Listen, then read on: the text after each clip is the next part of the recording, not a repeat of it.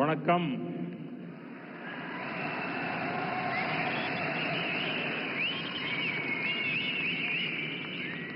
मंच पर विराजमान तमिलनाडु के राज्यपाल आर.एन. रवि जी, केंद्रीय मंत्रिमंडल में मेरे साथी एल. मुरुगन जी, तमिलनाडु एग्रीकल्चर यूनिवर्सिटी के पूर्व कुलपति डॉक्टर के. रामासामी जी, अलग अलग कृषि संगठनों से आए गणमान्य सभी महानुभाव, अन्य उपस्थित जनप्रतिनिधिगण, मेरे प्यारे किसान भाइयों और बहनों और देश भर में डिजिटल टेक्नोलॉजी के माध्यम से लाखों किसान हमारे साथ जुड़े हुए हैं। मैं यहां से उनको भी वणक्कम कहता हूं, नमस्कार कहता हूं। और सबसे पहले मैं आपकी भी और देश भर में जमा हुए मेरे किसान भाई बहनों की भी क्षमा मांगता हूं। मुझे आने में करीब करीब 1 घंटा देरी हो गई, क्योंकि मैं आज पुट्टपर्ती में सत्य साईं बाबा के कार्यक्रम में था, लेकिन वहां कार्यक्रम थोड़ा लंबा चल गया तो मुझे आने में विलंब हुआ। आप सबको जो असुविधा हुई, देश भर में मैं देख रहा हूं काफी लोग बैठे हैं, इसके लिए मैं आप सबकी क्षमा मांगता हूं। மேடையில் வீற்றிருக்கும் தமிழ்நாட்டின் ஆளுநர் ஆர்.என். ரவி அவர்களே, மத்திய அமைச்சரவையின் என்னுடைய சகாவான எல். முருகன் அவர்களே, தமிழ்நாட்டின் வேளாண் பல்கலைக்கழகத்தின் முன்னாள் துணைவேந்தர் முனைவர் கே. ராமசாமி அவர்களே, பல்வேறு விவசாய அமைப்புகளை சார்ந்த மதிப்பிற்குரிய மக்களே, வந்திருக்கின்ற மக்கள் பிரதிநிதிகளே, சகோதர சகோதரிகளே, வணக்கம். வணக்கம் உங்களுக்கு மட்டுமல்ல, இங்கு டிஜிட்டல் வழியாக பல்வேறு விவசாயிகள், நாட்டு மக்கள் எல்லோரும் இதை கண்டுகொண்டிருக்கின்றார்கள். அவர்களுக்கும் இந்த நாட்டு மக்களுக்கும் என்னுடைய நல்வணக்கங்களை தெரிவித்துக் கொள்கிறேன். மேலும் உரையை துவங்குவதற்கு முன்பாக உங்கள் அனைவரிடமும் சரி, நாட்டு மக்களிடமும் சரி, குறிப்பாக விவசாயிகளிடம் நான் என்னுடைய மன்னிப்பை கோர விரும்புகின்றேன்.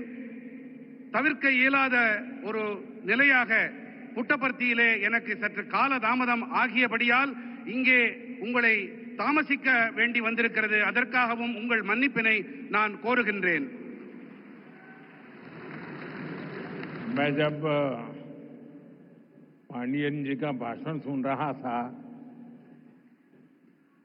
मुझे लग रहा था अच्छा होता किसी ने मुझे बचपन में तमिल सिखाई होती तो मैं आज उस स्पीच का इतना आनंद ले सकता था, लेकिन मुझे वो सौभाग्य नहीं मिला। लेकिन जो कुछ मैं समझ पा रहा था, वो जलीकुट्टे की बात कर रहे थे, वे कोविड के समय जो कठिनाइयां हुई उसकी चर्चा कर रहे थे। लेकिन मैंने रवि जी को कहा है कि मुझे पांडियन जी के भाषण को हिंदी या अंग्रेजी में तैयार करके भेजे, मैं इसे पढ़ना चाहूंगा। लेकिन मैं उनकी भावना को पूरी तरह आत्मसात कर रहा था, मैं अनुभव कर रहा था, और मेरे लिए बहुत अच्छा पल था ये। நான் ஒரு முக்கியமான ஒரு விஷயத்தை உங்கள் முன்பாக பகிர விரும்புகின்றேன். பாண்டியன் அவர்கள் மிக அருமையாக உரையாற்றினார்கள். 10வது கைத்தட்டல். மேலும்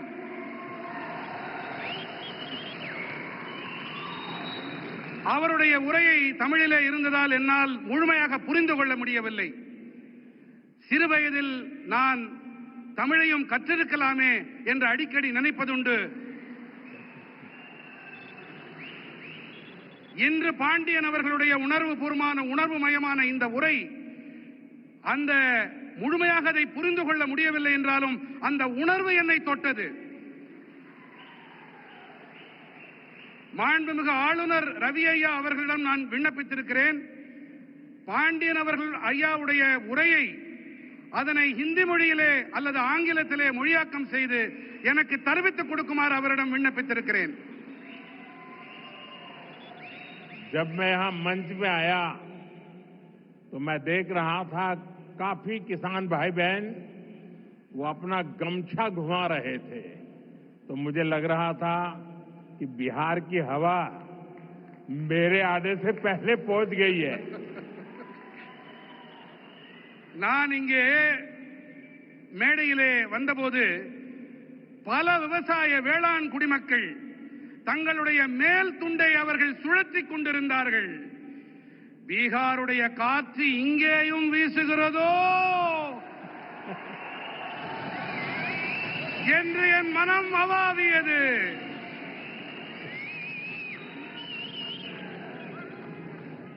मेरे किसान भाई बहनों, कोयम्बटूर की इस पावन धरती पर सबसे पहले मैं मरुदमलई के भगवान मुरुगन को प्रणाम करता हूं।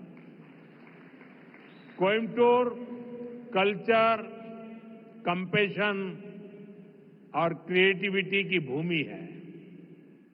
ये शहर अपनी दक्षिण भारत की उद्यम शक्ति का पावर सेंटर है। கோயமுத்தூரின் இந்த புனிதமான மண்ணிலே மருதமலையில் குடிகொண்டிருக்கும் ஐயன் முருகனை நான் முதன்மையாக தலைவணங்குகின்றேன். கோயம்புத்தூர் என்பது கலாச்சாரம், கனிவு, கவின் படைப்பு திறன் ஆகியவற்றை தனக்கு சொந்தமாக்கிக் கொண்ட பூமி. இந்த நகரமானது தென் பாரதத்தின் தொழில் முனைவு ஆற்றலின் சக்தி பீடம். यहां का टेक्सटाइल सेक्टर देश की इकोनॉमी का बहुत बड़ा कंट्रीब्यूटर है और अब तो कोयम्बटूर एक और मायने में विशेष बन गया है। यहां के भूतपूर्व सांसद सीपी राधाकृष्णन जी अब उपराष्ट्रपति के तौर पर हम सबका मार्गदर्शन कर रहे हैं। இங்கே இருக்கும் ஜவுளித்துறை தேசத்தின் பொருளாதாரத்திற்கு பெரும் பங்களிப்பு அளிக்கக்கூடியது. மேலும் இப்போது கோயம்புத்தூர் மேலும் ஒரு காரணத்தால் சிறப்பு பெறுகிறது. இங்கே நாடாளுமன்ற உறுப்பினராக இருந்த சிபி ராதாகிருஷ்ணன் அவர்கள் இப்போது துணை குடியரசுத் தலைவராக நம் அனைவருக்கும் வழிகாட்டிக் கொண்டிருக்கின்றார். साथियों, नेचुरल फार्मिंग एक ऐसा विषय है जो मेरे दिल के बहुत करीब है। मैं तमिलनाडु के सभी किसान साथियों को south India natural farming summit के इस अभूतपूर्व आयोजन के लिए शुभकामनाएं देता हूं। और अभी मैं प्रदर्शनी देखने गया था। मुझे बहुत किसानों से बातचीत करने का सौभाग्य मिला और कोई मैकेनिकल इंजीनियरिंग करके पीएचडी करके खेती कर रहा है, कोई नासा में चंद्रयान का काम करते करते छोड़ करके खेती कर रहा है और खुद खेती करता है। इतना ही नहीं, अनेक किसानों को वो तैयार कर रहे हैं, नौजवानों को ट्रेन कर रहे हैं। मुझे आज सार्वजनिक रूप से स्वीकार करना होगा, अगर मैं आज इस कार्यक्रम में न आया होता तो मैंने मेरी जिंदगी में बहुत कुछ गंवाया होता और आज मैंने यहां आकर के बहुत कुछ सीखा है। मैं अब मन से तमिलनाडु के किसानों की जो हिम्मत है, परिवर्तन को स्वीकार करने की उनकी जो ताकत है, उसको 100 सलाम करता हूं। நண்பர்களே, இயற்கை விவசாயம் என்பது விசேஷமான ஒன்று. இது என் இதயத்துக்கு மிகவும் நெருக்கமானது. நான் தமிழ்நாட்டின் அனைத்து வேளாண் குடிமக்களுக்கும் நண்பர்களுக்கும் தென்னிந்திய இயற்கை விவசாய மாநாட்டின் பொருட்டு என் மனம் கனிந்த நல்வாழ்த்துக்களை தெரிவித்துக் கொள்கிறேன். அடுத்ததாக, இங்கே மேடைக்கு வருவதற்கு முன்பாக நான் அங்கே காட்சிப்படுத்தப்பட்டிருக்கும் பல்வேறு அரங்குகளை சென்று பார்த்தேன். ஒருவர் இயந்திர பொறியியலில் முனைவர் பட்டம் பெற்ற பிறகு விவசாயத்திற்கு வந்திருக்கிறார். ஒருவர் இஸ்ரோவை விட்டுவிட்டு அந்த வேலையை விட்டுவிட்டு இங்கே வேளாண் தொழிலை புரிய வந்திருக்கின்றார். இவர்களுடைய இந்த பணி கருத்தூக்கம் அளிக்க வல்லது. இவர்கள் மட்டும் கருத்தூக்கம் தங்களுக்கு அளித்துக் கொள்ளவில்லை, இவர்கள் மற்றவர்களுக்கும் உத்வேகம் அளிக்கின்றார்கள். அவர்களுக்கும் பயிற்சி அளித்து வேளாண் தொழிலை முன்னெடுத்து செல்லுகின்றார்கள், புதிய புதிய உத்திகளையும் வழிமுறைகளையும் கைக்கொண்டு. ஒருவேளை நான் இங்கே வாராது போயிருந்தால் நான் பல விஷயங்களை தெரிந்து கொள்ளாமல் போயிருப்பேன். என்னுடைய கற்றல் குறைந்து போயிருக்கும். இந்த வேளையிலே நான் தமிழ்நாட்டின் வேளாண் பெருமக்களுக்கு என்னுடைய மனம் நிறைந்த பாராட்டுக்களை உங்களுடைய துணிச்சலுக்காக காணிக்கையாக்குகின்றேன். यहाँ किसान भाई बहन, एग्रीकल्चर साइंटिस्ट, इंडस्ट्री से जुड़े साथी, स्टार्टअप और इनोवेटर्स सब एक साथ जुटे हैं. मैं आप सभी का बहुत बहुत अभिनंदन करता हूं. இங்கே வேளாண் சகோதர சகோதரிகளும் விவசாய அறிவியலாளர்களும் தொழில் துறையோடு இணைந்த நண்பர்களும் ஸ்டார்ட் அப்புகளும் புதுமைகள் கண்டுபிடிப்பாளர்களும் ஒன்றாக இணைந்திருக்கின்றார்கள். நான் உங்கள் அனைவருக்கும் என் வாழ்த்துக்களை தெரிவித்துக் கொள்ளுகின்றேன். साथियों, आने वाले वर्षों में मैं भारत की खेती में कई बड़े बदलाव होते देख रहा हूं. भारत नेचुरल फार्मिंग का ग्लोबल हब बनने के रास्ते पर है. हमारी बायोडायवर्सिटी एक नया आकार ले रही है. देश के युवा भी अब एग्रीकल्चर को एक मॉडर्न स्केलेबल अपॉर्चुनिटी के रूप में देख रहे हैं. इससे देश की रूरल इकोनॉमी को बहुत बड़ी ताकत मिलने जा रही है. நண்பர்களே, வரவிருக்கின்ற ஆண்டுகளிலே பாரதத்தின் வேளாண் துறையில் பல பெரிய மாறுதல்கள் ஏற்படவிருப்பதை நான் காண்கின்றேன். பாரதம் இயற்கை விவசாயத்தின் உலகளாவிய மையப்புள்ளியாக ஆகும் பாதையிலே பயணிக்க தொடங்கி இருக்கின்றது. நம்முடைய உயிரி பன்முகத்தன்மை ஒரு புதிய வடிவத்தை எடுத்து வருகின்றது. தேசத்தின் இளைஞர்களும் கூட இப்போது விவசாயத்தை நவீனமானதாகவும் அளவிடக்கூடிய சந்தர்ப்பமாகவும் காணத் தொடங்கி இருக்கின்றார்கள்.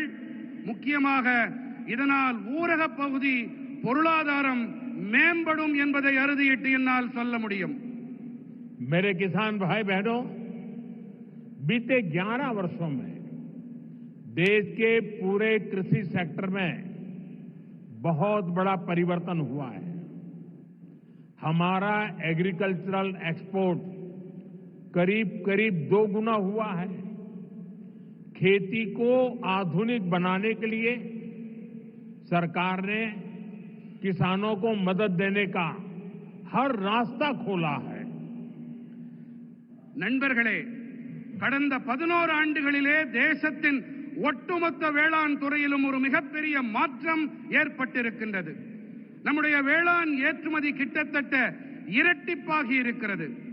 விவசாயத்தை நவீனப்படுத்த அரசாங்கம் விவசாயிகளுக்கு உதவி புரிய தேவையான அனைத்து வழிகளையும் திறந்து விட்டிருக்கின்றது. किसान क्रेडिट कार्ड अकेले केसीसी से ही इस साल किसानों को 10 लाख करोड़ रुपए से ज्यादा की मदद दी गई है. ये 10 लाख करोड़ आंकड़ा बहुत बड़ा है. 7 साल पहले पशुपालकों और मछली पालकों को केसीसी की सुविधा मिलने के बाद वो भी इसका जमकर लाभ उठा रहे हैं.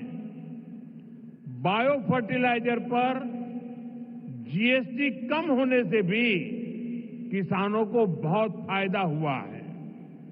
விவசாயிகள் கடன் அட்டை மூலமாக மட்டுமே இந்த ஆண்டு விவசாயிகளுக்கு 10,000 கோடி ரூபாய்க்கும் அதிகமான உதவிகள் அளிக்கப்பட்டிருக்கின்றன.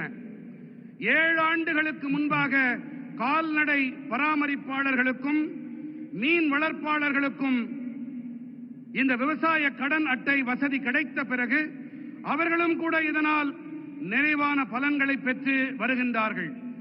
உயிரி உரங்கள் மீதான ஜிஎஸ்டி வரியை குறைக்கப்பட்டதாலும் விவசாயிகளுக்கு அதிக ஆதாயங்கள் கிடைத்திருக்கின்றன.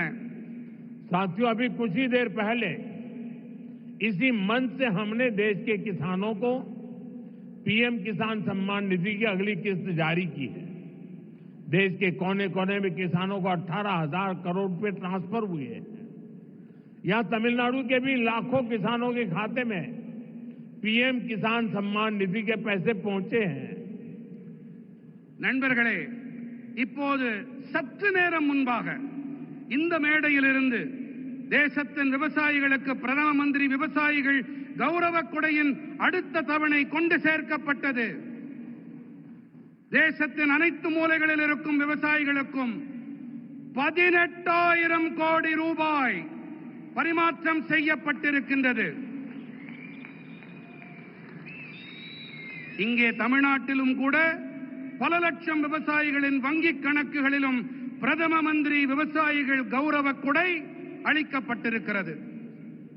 साथियों, अब तक इस योजना के तहत देश के छोटे किसानों को 4 लाख करोड़ रुपए की राशि सीधे उनके बैंक खाते में भेजी जा चुकी है। ये राशि किसानों के खेती से जुड़े अनेक कामों को पूरा करने का माध्यम बनी है। मैं इस योजना के लाभार्थी करोड़ों किसान भाई बहनों को बहुत बहुत शुभकामनाएं देता हूं। நண்பர்களே, இதுவரை இந்த திட்டத்திற்கு உட்பட்டு தேசத்தின் சிறு விவசாயிகளுக்கு 4 லட்சம் கோடி ரூபாய் தொகை நேரடியாக அவர்களுடைய வங்கிக் கணக்குகளிலே செலுத்தப்பட்டாகிவிட்டது. இந்த தொகை விவசாயத்தோடு தொடர்புடைய பல்வேறு பணிகளை நிறைவேற்றிக் கொள்ளும் சாதனமாக விவசாயிகளுக்கு பயனளிக்கிறது. இந்த திட்டத்தால் பயனடைந்த கோடிக்கணக்கான விவசாயிகளுக்கு நான் என் நல்வாழ்த்துக்களை தெரிவித்துக் கொள்ளுகின்றேன். वहां पीछे 2 बालिकाएं प्ले कार्ड लेकर कब से खड़ी है, हाथ उनके थक जाएंगे। मैं सिक्योरिटी के लोगों से कहूंगा कि वो लेकर के, शायद मेरे लिए लेके आई है, वो लेकर के मुझे दे दीजिए और आपका जो कुछ भी मैसेज होगा मैं उसको बड़ी गंभीरता से लूंगा। அங்கே கூட்டத்திலே ஒரு சிறுவன் கையிலே ஒரு பதாகையை ஏந்தி கொண்டிருக்கின்றான். அந்த குழந்தையிடமிருந்து பாதுகாப்பு அமைப்பை சேர்ந்தவர்கள் அவர்கள் அந்த பதாகையை வாங்கி கொண்டு வாருங்கள். கண்ணா, அதுல என்ன எழுதியிருக்கோ அதை நான் சீரியஸா எடுத்துக்கிறேன், அதை கருத்துல கொள்றேன் அப்படிங்கறத நான் தெரிவிச்சுக்கிறேன். उसको जरा कलेक्ट करके मेरे पास पहुंचा दीजिए। அதை யாராவது கொஞ்சம் சேகரிச்சுட்டு இங்க கொண்டு வாங்க. साथियों, थैंक यू बेटा, आप कब से हाथ ऊपर करके खड़े थे। साथियों, கண்ணா, ரொம்ப நேரமா கைய அதை தூக்கிட்டே நின்னுட்டு இருந்த, ரொம்ப ரொம்ப நன்றி உனக்கு. साथियों, नेचुरल फार्मिंग का विस्तार आज 21वीं सदी की कृषि की मांग है।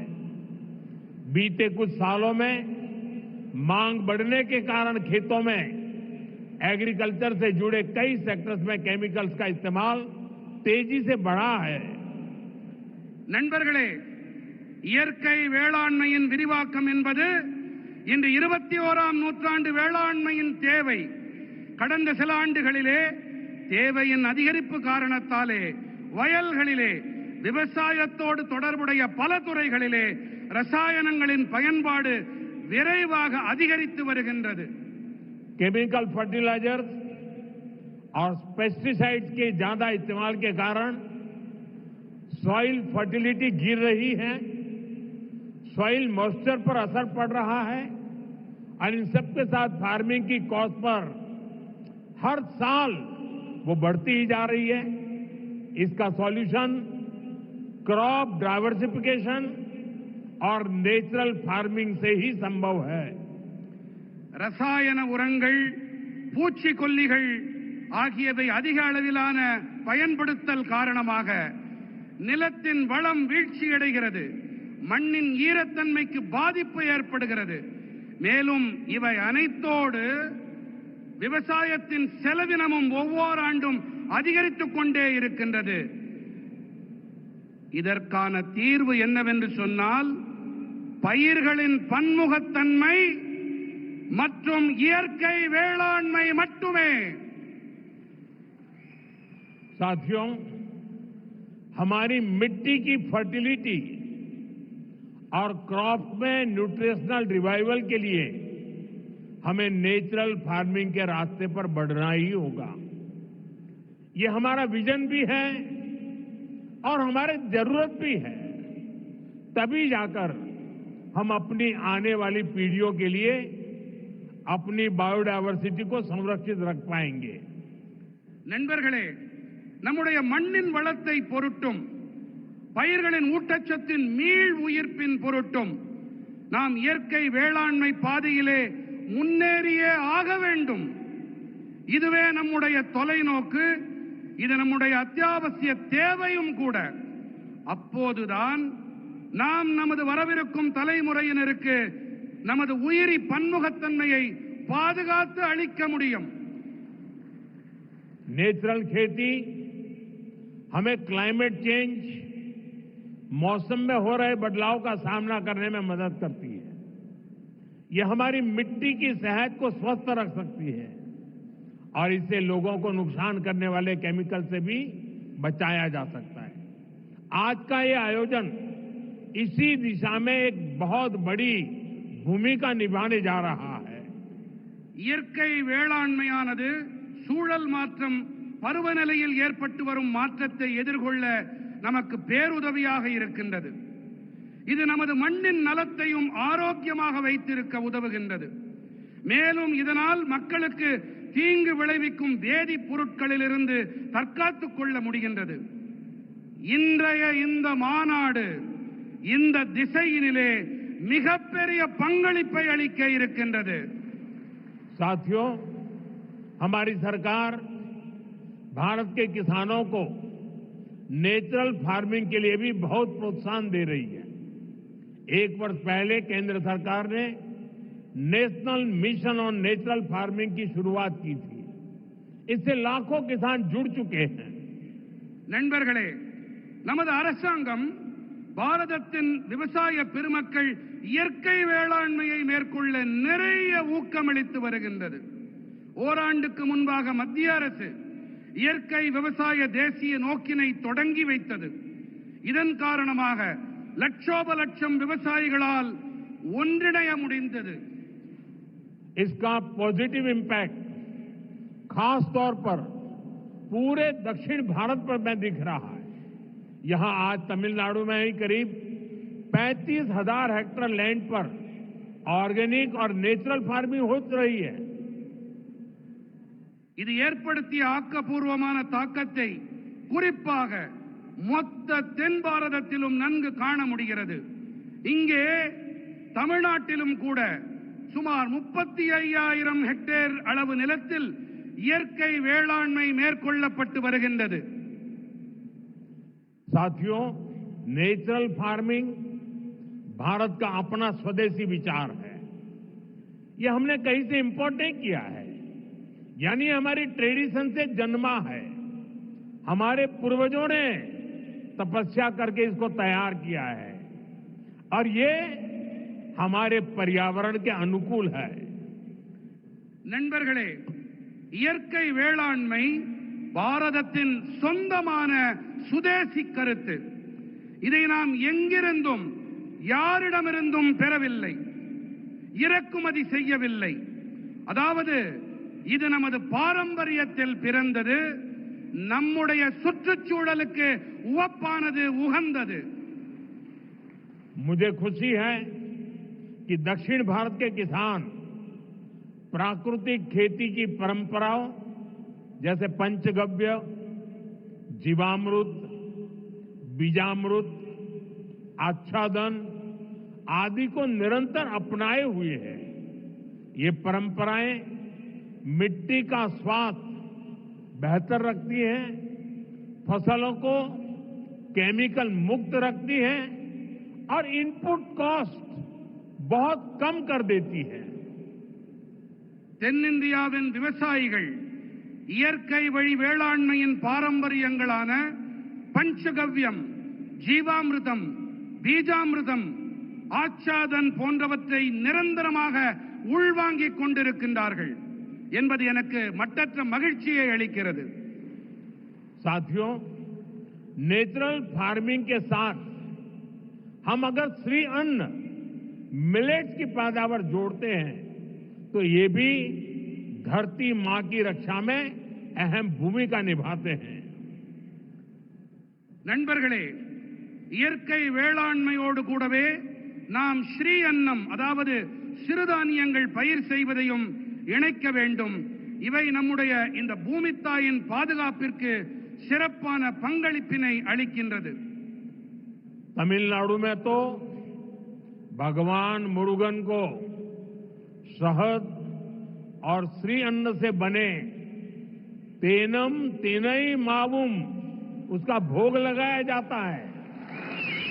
तमिल रीजन्स में कंबू और सामई, केरला कर्नाटका में रागी, तेलुगु भाषी राज्यों में सज्जा और जोन्ना ये पीढ़ियों से हमारे खान पान का हिस्सा रहे हैं। நம்முடைய தமிழ்நாட்டிலே முருகப்பெருமானுக்கு தேனும் தினைமாவையும் நிவேதன பொருட்களாக நாம் படைக்கின்றோம்। தமிழ்நாட்டிலே கம்பும் சாமையும், கேரளத்திலே ராகி, தெலுங்கு பேசும் பகுதிகளிலே சஜ்ஜா மற்றும் ஜொன்னா ஆகியவை பல தலைமுறைகளாக நம்முடைய உணவு பழக்கத்தோடு ஒன்று கலந்தவை। हमारी सरकार का प्रयास है कि हमारा ये सुपर फूड दुनिया भर के बाजारों तक पहुंचे और वैश्विक बाजार में इनकी पहुंच बढ़ाने में natural farming, chemical free farming को भी इसकी भी बहुत बड़ी भूमिका है। इसलिए मैं समझता हूं इस समिट में इससे जुड़े प्रयासों पर भी अवश्य चर्चा होनी चाहिए। நம்முடைய அரசின் முயற்சி என்னவென்றால் நமது இந்த சூப்பர் உணவானது உலகெங்கிலும் இருக்கும் சந்தைகள் வரை சென்று சேர வேண்டும் என்பதுதான்। மேலும் உலகளாவிய சந்தைகளிலும் இவற்றின் வீச்சினை அதிகரிக்க இயற்கை வேளாண்மை, ரசாயனங்கள் இல்லா வேளாண்மை ஆகியவற்றுக்கு மிகப்பெரிய பங்களிப்பு இருக்கின்றது। ஆகையினால்தான் இந்த மாநாட்டிலே இதோடு தொடர்புடைய முயற்சிகள் தொடர்பாகவும் கண்டிப்பாக விவாதங்கள் நடைபெற வேண்டும் என்று நான் விரும்புகிறேன், கருதுகிறேன்। साथियों, मेरा एक आग्रह मोनोकल्चर के बजाय मल्टी कल्चर कृषि का भी रहा है। हमें इसकी प्रेरणा दक्षिण भारत के कई क्षेत्रों से मिलती है। நண்பர்களே, ஒற்றை பயிருக்கு பதிலாக பல்வகை பயிர் வேளாண்மை இருக்க வேண்டும் என்பதே என்னுடைய ஆழமான விருப்பம்। இதற்கான கருத்தூக்கம், உத்வேகம் தென் பாரதத்தின் பல பகுதிகளில் இருந்து நமக்கு கிடைக்கின்றது। अगर हम केरला या कर्नाटका के हिली एरियाज में जाए तो हम मल्टी स्टोरी एग्रीकल्चर के उदाहरण दिखते हैं। एक ही खेती में नारियल, सुपारी और फ्रूट प्लांट्स होते हैं। इनके नीचे मसालों और काली मिर्च की खेती होती है। यानी छोटे से हिस्से में ही इतनी सारी चीजों को पूरी व्यवस्था बनाकर उगाया जा सकता है। यही नेचुरल फार्मिंग का भी मूल दर्शन है। நாம் கேரளம் அல்லது கர்நாடகத்தின் மலைப்பாங்கான பகுதிகளுக்கு சென்றோமேயானால் அங்கே பல்லடுக்கு வேளாண்மையை நம்மால் காண முடியும்। ஒரே வயலிலே தென்னை, பாக்கு, பழமரங்கள் ஆகியவை இருக்கும். இவற்றுக்கு இடையே கீழே ஊடுபயிராக மசாலா பொருட்கள், மிளகு போன்றவை பயிர் செய்யப்படுகின்றன. அதாவது ஒரு சின்ன பகுதியிலேயே கூட இத்தனை பயிர்களுக்கும் நிறைவான ஏற்பாடுகளை செய்து பயிர் செய்விக்க முடியும். இதுதான் இயற்கை வேளாண்மையின் அடிப்படை கோட்பாடு. खेती के इस मॉडल को हमें पान इंडिया लेवल पर आगे ले जाना है। मैं राज्य सरकारों से भी कहूंगा कि वो इस पर विचार करें कि कैसे हम इन प्रैक्टिस को देश के अलग अलग भूभागों में लागू कर सकते हैं। விவசாயத்தில் இந்த மாதிரியை நாம் இந்தியா நடுக கொண்டு செல்ல விரும்புகின்றோம். இதன் மீது கவனத்தை செலுத்த வேண்டும் என்று நான் மாநில அரசுகளிடம் வேண்டிக் கொள்ளுகின்றேன். அதாவது எப்படி இந்த வழிமுறைகளை தேசத்தின் பல்வேறு பகுதிகளிலும் அமல் செய்வது என்பதை நாம் ஆராய வேண்டும். साथियों, साउथ इंडिया एग्रीकल्चर की एक लिविंग यूनिवर्सिटी रहा है। इसी भूभाग पर दुनिया के सबसे पुराने फंक्शनिंग डैम्स बने। यहां 13वीं सेंचुरी में कलिंग रायन कैनाल बनी। यहां के मंदिरों के तालाब डिसेंट्रलाइज्ड वाटर कंजर्वेशन सिस्टम का एक मॉडल बने। நண்பர்களே, தென்னிந்தியா விவசாயத்தின் ஒரு வாழும் பல்கலைக்கழகமாக இருந்து வருகின்றது. இந்த பகுதியிலே உலகத்தின் மிக பழமையான, இன்றும் கூட செயல்பட்டு வரும் அணைகள் உருவாக்கப்பட்டிருக்கின்றன. இங்கே 13ஆம் நூற்றாண்டைச் சேர்ந்த கலிங்கராயன் கால்வாய் உருவாக்கப்பட்டது. இங்கே இருக்கும் ஆலயங்களில் அமைந்த பரவலாக்கப்பட்ட நீர் பராமரிப்பு முறைகள், குளங்கள், அவை ஒரு மாதிரி ஆயின. इसी धरती ने नदियों के जल को नियंत्रित कर इसे खेती के लिए इस्तेमाल करने का मॉडल दिया। इसी धरती ने हजारों वर्ष पहले इतनी साइंटिफिक वाटर इंजीनियरिंग की है। इसलिए मेरा विश्वास है देश और दुनिया को नेचुरल फार्मिंग में लीडरशिप भी इसी भूभाग से मिलेगी। இந்த மண்ணின் ஓடு நதிகளின் நீரை நெறிப்படுத்தி இதை விவசாயத்திற்காக பயன்படுத்தியது இது ஒரு மாதிரியாக உருவானது. இந்த மண்ணில் ஆயிரக்கணக்கான ஆண்டுகளாக அறிவியல் பூர்வமான நீர் பொறியியல் மேற்கொள்ளப்பட்டு வருகின்றது. அந்த வகையிலே தேசத்திலும் சரி, உலகிலும் சரி, இயற்கை வேளாண்மைக்காக தலைமை ஏற்பு என்றால் அதுவும் கூட இந்த நிலப்பகுதியிலிருந்துதான் கிடைக்கும் என்பது என்னுடைய அசையா நம்பிக்கை. साथियों, विकसित भारत के लिए एक फ्यूचरिस्टिक एग्रीकल्चर इकोसिस्टम बनाने के लिए हम सभी को एक साथ मिलकर काम करना होगा. நண்பர்களே, வளர்ச்சியடைந்த பாரதத்திற்காக வருங்கால விவசாய சூழல் அமைப்பினை உருவாக்குவதற்காக நாம் அனைவரும் இணைந்து பணிபுரிய வேண்டும். मैं देश भर के मेरे किसान भाई बहनों को, तमिलनाडु के मेरे किसान साथियों से कहूंगा कि आप 1 एकड़ 1 सीजन से शुरुआत करें। यानी आप एक सीजन में 1 एकड़ भूमि पर अपने खेत में 1 एकड़, एक कोने में नेचुरल फार्मिंग करके देखें। वहां से जो नतीजे मिलेंगे उनके आधार पर आप दूसरे साल और ज्यादा करें, तीसरे साल और ज्यादा करें और आप आगे बढ़े. நான் நம்முடைய தேசத்தின் விவசாயிகளாகட்டும், இங்கே தமிழ்நாட்டின் விவசாய பிரதிநிதிகளாக இங்கே கூடியிருக்கும் வேளாண் துறை சகோதர சகோதரிகளாகட்டும், நீங்கள் அனைவரும் 1 ஏக்கர் 1 பருவம் என்பதிலிருந்து தொடங்குங்கள். அதாவது நீங்கள் ஒரு பருவ காலத்தில் 1 ஏக்கர் நிலத்தில் இயற்கை விவசாயம் செய்வதை தொடங்குங்கள். அதிலிருந்து உங்களுக்கு என்ன பலன்கள் என்ன விளைவுகள் கிடைக்கிறதோ அதை பொறுத்து விரிவாக்கம் செய்யுங்கள் என்று நான் என்னுடைய விவசாய சகோதர சகோதரிகளிடம் கேட்டுக்கொள்ளுகின்றேன். मैं सभी साइंटिस्ट और रिसर्च इंस्टीट्यूशन से भी आग्रह करूंगा कि नेचुरल फार्मिंग को एग्रीकल्चर करिकुलम का मुख्य हिस्सा बनाएं। आप गांव में जाकर किसानों के खेत को अपनी लैब बनाएं। हमें हर हाल में नेचुरल फार्मिंग को साइंस बैक्ड मूवमेंट बनाना होगा। இயற்கை விவசாயத்தை வேளாண் பாடத்திட்டத்தில் முக்கியமான பங்காக ஆக்குங்கள்.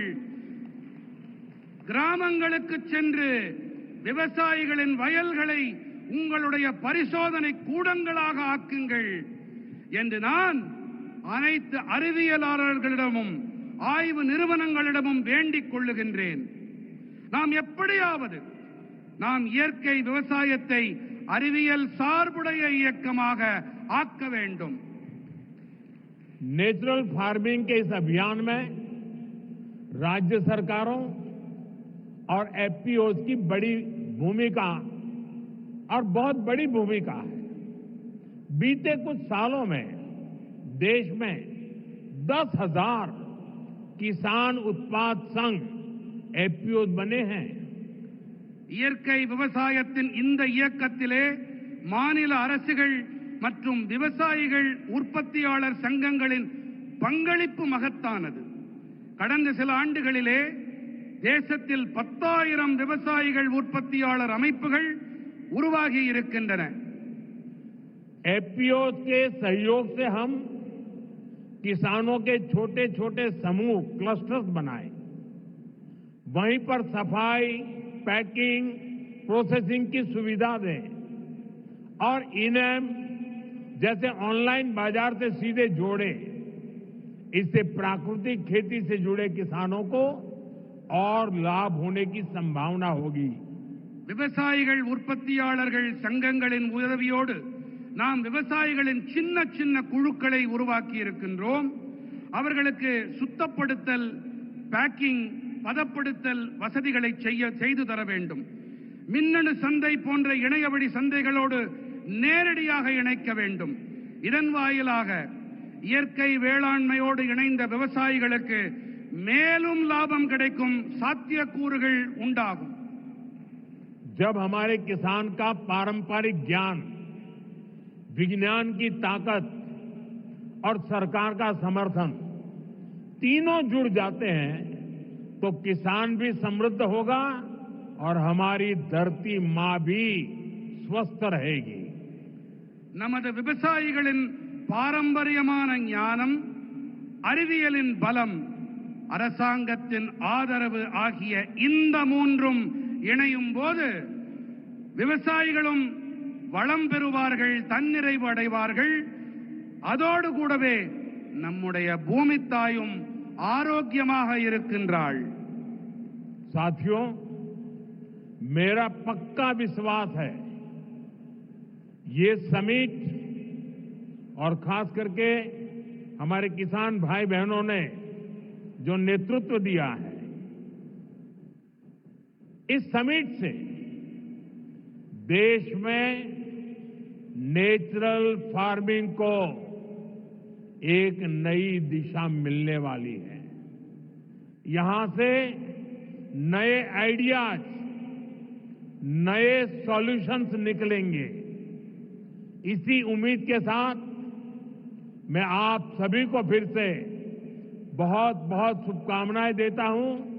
बहुत बहुत धन्यवाद. எனக்கு ஒரு நம்பிக்கை இருக்கின்றது, மிகப்பெரிய நம்பிக்கை. அது என்னவென்று சொன்னால், இங்கே ஆர்வத்தோடு இந்த மாநாட்டிலே பங்கெடுப்பதற்காக வந்திருக்கும் வேளாண் பெருமக்களும் சரி, உங்களுக்கு தலைமை ஏற்று நடத்தி கொண்டிருக்கும் இந்த தகைமையாளர்களும் சரி, இவர்கள் காரணமாக இந்த மாநாடு தேசத்தின் இயற்கை வேளாண்மைக்கு ஒரு புதிய திசையை காட்டும் இங்கிருந்து உருவாகும் புதிய கருத்துக்கள், எண்ணங்கள் மூலமாக புதிய தீர்வுகள் பிறக்கும். இந்த நம்பிக்கையோடு உங்கள் அனைவருக்கும் பல பல நல்வாழ்த்துக்களை தெரிவித்துக் கொள்கிறேன். நன்றி. मेरे साथ बोले भारत माता की, भारत माता की, भारत माता की. बहुत बहुत धन्यवाद.